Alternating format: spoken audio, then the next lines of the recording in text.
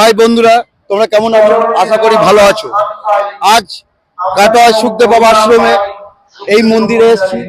এই মন্দিরটা অনেক দিন ধরে দেখছি হচ্ছে, কিন্তু আজকে উদ্বোধন হবে।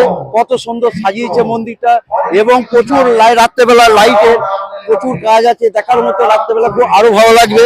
দিনের বেলায় তো দেখুন, মানে মন্দিরটা এত সুন্দর লাগছে। অনেক দিন পর আজ এই মন্দিরটা উদ্বোধন হবে। এবং আপনারা জানেন কাটোয়া সুখদেব বাবা আশ্রমে এখানে প্রতি বছরই দোল উৎসবে প্রচুর আমাদের ওয়েস্ট বেঙ্গল থেকে লোক আসে। দেখো বন্ধুরা, মন্দিরটা কত সুন্দর সাজিয়েছে গাঁদা ফুল দিয়ে, দেখতে খুব সুন্দর লাগছে। এবং হাঁস আমাদের মহাদেবের বাহন, এবং সামনে আছে হাতি।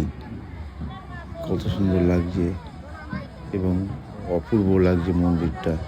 সত্যি আমাদের কাটোয়ার সুখদেব বাবা আশ্রমে এত সুন্দর একটা মন্দির হয়েছে, দেখার মতো।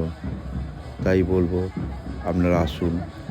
আর এই মন্দিরে আজকে রাত্রে বিভিন্ন রকমের লাইট দিয়ে সাজানো হয়েছে। রাত্রে তো দৃশ্য খুব সুন্দর লাগবে। আমি একটি কথা বলছি, কিছু জানি না, তবে ঠাকুরের এই নিয়ে দোল উৎসব আরম্ভ করে গেছেন।